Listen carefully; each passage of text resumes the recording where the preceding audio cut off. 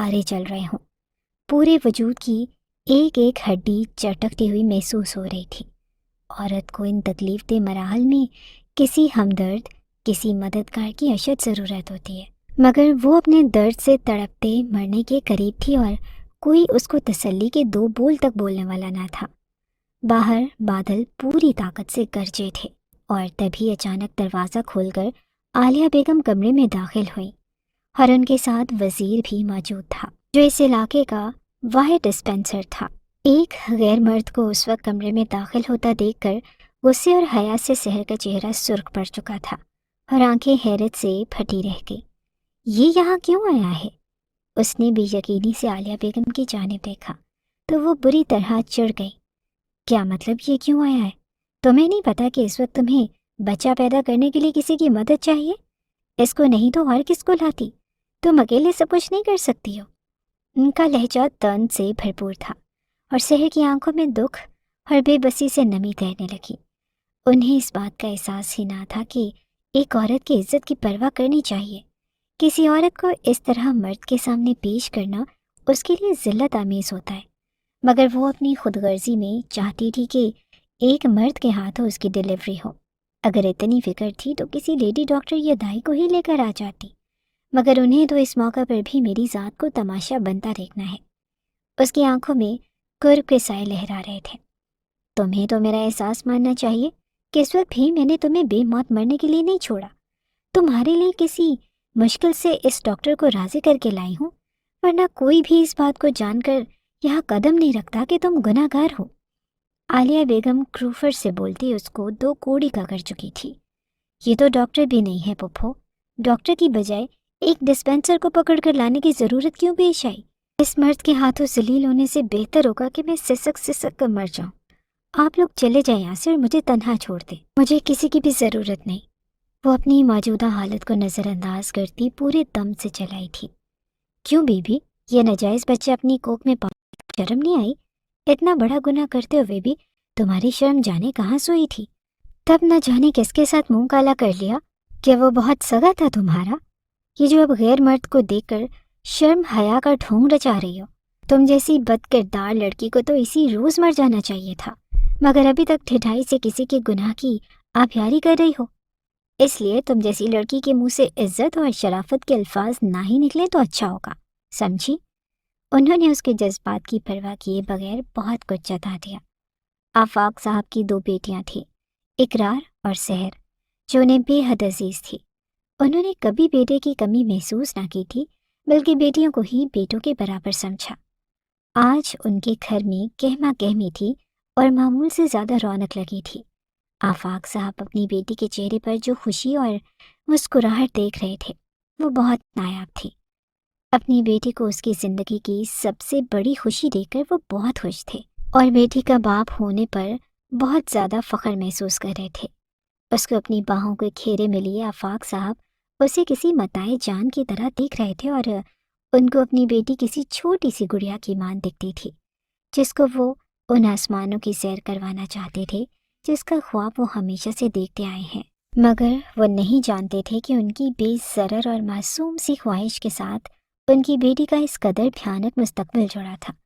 اگر جان لیتی تو شاید خود ہی اپنی آنکھوں سے یہ خواب نوچ ڈالتے یا پھر اپنے خواب کو اپنی ذات تک محدود رکھتے، کبھی اپنی بیٹیوں کے سامنے اپنی خواہش کا اظہار ہی نہ کرتے، مگر ہوتا تو وہی ہے جو منظور خدا ہوتا ہے۔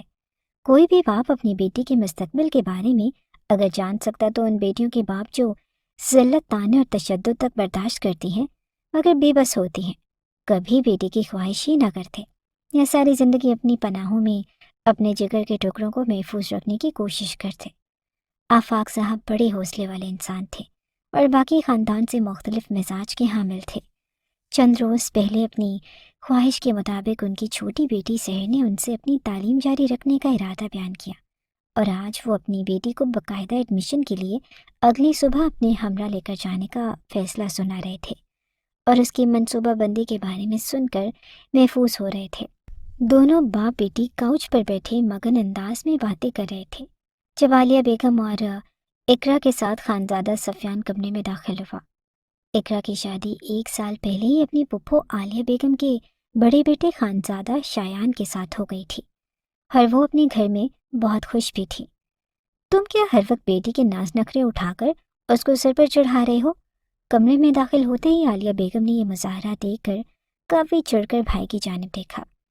ارے آپا، آپ کیا جانے میری بیٹیاں میرے دل کا ٹکڑا ہیں، میرا قیمتی سرمایہ ہے، ان کی خوشی مجھے سکون دیتی ہے۔ ایک کو تو پال پوس کر آپ کے حوالے کر چکا ہوں، اب اس کی وجہ سے ہی میرے گھر میں رونق ہے۔ آفاق صاحب نے اپنی بڑی بہن کی آمد پر خوش ہو کر ان کی جانب دیکھا۔ اٹھو لڑکی، جاؤ ہمارے لیے اچھی سی چائے بنا کر لاؤ، گھر کا کام بھی کچھ سیکھ لو، سارا دن بس باپ کے کندھے سے لکڑ مستی کرتی رہتی ہو۔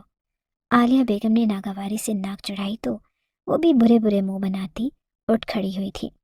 جاتی ہوں پھپھو، مگر میں چائے وغیرہ بنانے کے لیے نہیں بنی، اور مجھے کچن سنبھالنے کا کوئی شوق نہیں۔ پھپھو کے حکم سے وہ سخت بدمزہ ہوئی تھی اور آفاق صاحب کے چہرے پر مسکراہٹ پھیل گئی۔ یہ اسے کیوں اتنی زبان لگ گئی؟ آج تو مزاج ہی نہیں مل رہے، ایسی کون سی خوشی مل گئی ہے اس کو؟ اور تم بیٹی کو ٹوکنے کی بجائے اس کی زبان کی جوہر دے کر ہنس رہے ہو؟ اسی سے زیادہ شے مل جائے گی اسے۔ عالیہ بیگم نے ناگواری سے پہلو بدلا تھا۔ آپا، خفا کیوں ہوتی ہیں؟ بچی ہے، تھوڑی حاضر جواب ہے، مگر بدلحاظی یا بدتمیزی ہرگز نہیں کرے گی۔ معصوم ہوتی ہیں، چھوٹی چھوٹی باتوں پر ہی خوش ہو جاتی ہیں۔ آفاق صاحب نے بہت محبت سے اپنی بیٹی کی خوشی کی وجہ بتائی تھی۔ ہاں، کہتے تو تم ٹھیک ہو، اور دیکھو جو بیٹی مجھے دی ہے اس کو میں نے بھی خوش رکھا ہے۔ کبھی تمہیں اپنی بیٹی کے چہرے پر اداسی یا آنکھ میں آنسو دیکھا ہے؟ اور اب تو اس کے آرام کے لیے بھی میں نے ملازمہ بھی رکھ دی ہے کہ اس کے آخری دن چل رہے ہیں۔ بھلا اس علاقے میں کسی نے اپنی بیٹی یا بہو کے لیے ایسا کیا؟ عالیہ بیگم مسرور سے انداز میں اقرا کی جانب دیکھ رہی تھی۔ ہاں آپا، میں دل سے اعتراف کرتا ہوں کہ آپ نے کبھی میری بیٹی کو احساس نہیں ہونے دیا کہ یہ میکے میں نہیں سسرال میں ہے، اور اس بات پر آپ کا اور سب سے پہلے اپنے رب کا جتنا شکر کروں کا میں۔ بہت مہربانی ہے آپ کی۔ آفاق صاحب نے اپنی بہن کی بڑائی کا اعتراف کیا۔ بس تو پھر یہ بیٹی بھی مجھے سونپ دو، اس کو بھی کوئی تکلیف نہیں ہوگی۔ یہ میرا تم سے وعدہ ہے، میں اپنے سفیان کے لیے اس کا ہاتھ مانگتی ہوں۔ میرے سفیان میں بھی کوئی کمی یا خامی نہیں ہے۔ عالیہ بیگم کی بات پر آفاق صاحب کے مسکراتے لب سمٹ گئے، جبکہ خانزادہ سفیان جو وہیں پر موجود تھا اور ساری گفتگو خاموشی سے سن رہا تھا، دل سے اس رشتے پر خوش تھا۔ وہ بھی اپنے ماموں کی لاڈلی شہزادی کو بے حد چاہتا تھا۔ اس سے پہلے کہ آفاق صاحب کوئی جواب دیتے، سحر چائے لیے کمرے میں داخل ہوئی اور پھپھو کے رشتے والی بات سن کر خود ہی بول اٹھی۔ پھپھو، مجھے اپنی تعلیم مکمل کرنا ہے اور آپ میری شادی کی بات کر رہی ہیں؟ اس کا لہجہ ناراضگی والا تھا۔ ہاں تو تم کیوں نخرہ کر رہی ہو؟ اتنا خوبصورت گھبرو جوان بیٹا ہے میرا، اور تمہیں کیا چاہیے؟ عالیہ بیگم نثار ہوتی نگاہوں سے بیٹے کی جانب دیکھنے لگی۔ مجھے نہیں چاہیے آپ کا یہ خوبصورت گھبرو جوان، اس کو اپنے پاس ہی رکھیں، وہ باقاعدہ پھپھو کی نقل کرتے ہوئے بولی، اور آفاق صاحب سے ہنسی ضبط کرنا مشکل ہو رہا تھا۔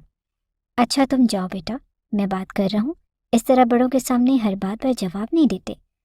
ان کا انداز نرمی کے ساتھ تنبیہ لیے ہوئے تھا۔ سحر خاموشی سے سر چھٹک کر کمرے سے باہر چلی گئی اور کمرے میں موجود اقرا بھی تیزی سے اس کے پیچھے باہر کی جانب لپکی۔ یہ تم کس انداز میں پھپھو سے بات کر رہی تھی؟ تمہیں بڑوں سے بات کرنے کی تمیز نہیں ہے؟ شادی تو تمہاری ہو کر رہے گی، اور وہ بھی میرے دیور کے ساتھ، سنا تم نے؟ اپنے کمرے کی جانب جاتی سحر کو بازو سے پکڑ کر جھنجھوڑتے ہوئے اقرا اسے گھور رہی تھی۔ کیوں؟ میں نے کون سی بدتمیزی کر دی ہے؟ اپنا جواب خود ہی صاف الفاظ میں ان کے سامنے رکھ دیا، اور یہ میرا حق ہے، تم کیوں اتنی بگڑ رہی ہو؟ تم نے اپنی پسند سے شادی کر لی ہے تو تم ہی ان کے سامنے اللہ کی گائے بن کر سر جھکاؤ، میں کیوں بلا وجہ کی سعادت مندی دکھاؤں؟ سحر کو بھی اس حمایت پر غصہ آنے لگا۔ کیوں؟ سفیان میں کیا برائی ہے؟ اتنا اچھا تو ہے۔